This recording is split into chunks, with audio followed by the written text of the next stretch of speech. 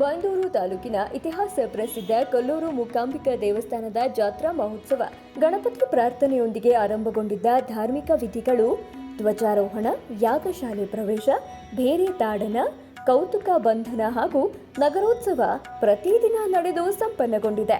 March 16ರಿಂದ 21ರವರೆಗೆ ಪ್ರತಿದಿನವೂ ರಾತ್ರಿ ಮಯೂರ, ಡೋಲ, ಪುಷ್ಪಮಂಟಪ, ವೃಷಭ, ಗಜ, ಸಿಂಹ ವಾಹನೋತ್ಸವದ ಪುರ ಮೆರವಣಿಗೆ ಬೋಲಗ ಮಂಟಪದವರೆಗೂ ನಡೆಯಿತು.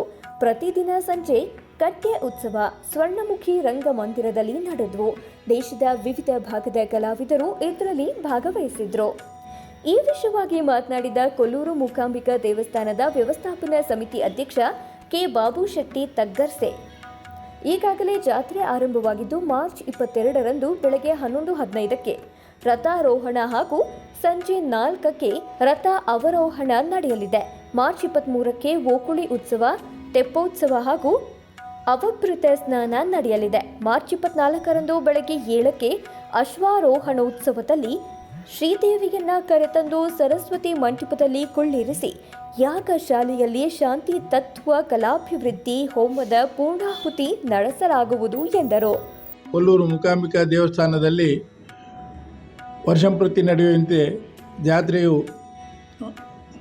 ತಾರೀಖು 15/3/2025ರಂದು ಪ್ರಾರಂಭವಾಗಿ ಬೇರೆ ಬೇರೆ ವಿಶೇಷ ಕಾರ್ಯಕ್ರಮಗಳನ್ನು ಪ್ರತಿದಿನ ನಡೆಸುವುದರೊಂದಿಗೆ 22/3/2025ರಂದು ರಥೋತ್ಸವವು ನಡೆಯಲಿದೆ. ಮರುದಿನ ಅಂದರೆ 23/3/2025ರಂದು ಅವಭೃತ ಸ್ನಾನದೊಂದಿಗೆ ಮುಕ್ತಾಯ ಆಗಲಿದೆ. ದೇಶ ವಿದೇಶಗಳಿಂದ ಬರುವಂಥ ಭಕ್ತರಿಗೆ, ಈ ದೇಶದ ಎಲ್ಲ ರಾಜ್ಯಗಳಿಂದ ಆಗಮಿಸುತ್ತಿರುವಂಥ ಭಕ್ತರಿಗೆ ನಾವು ಎಲ್ಲ ರೀತಿಯ ಅನುಕೂಲಗಳನ್ನು ಮಾಡಿದ್ದೇವೆ.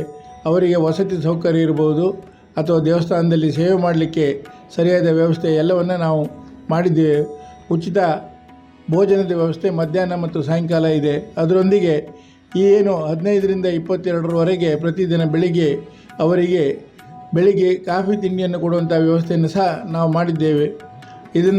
ಆದ್ದರಿಂದ ಭಕ್ತಾದಿಗಳೆಲ್ಲರೂ ಇದನ್ನು ಉಪಯೋಗಿಸಿಕೊಂಡು ಅತಿ ಹೆಚ್ಚಿನ ಸಂಖ್ಯೆಯಲ್ಲಿ ಜಾತ್ರಾ ಮಹೋತ್ಸವದಲ್ಲಿ ಭಾಗವಹಿಸಬೇಕಂತ ಕಳಕಳಿಯ ಮನವಿಯನ್ನು ಮಾಡ್ತಾ ಇದ್ದೇನೆ.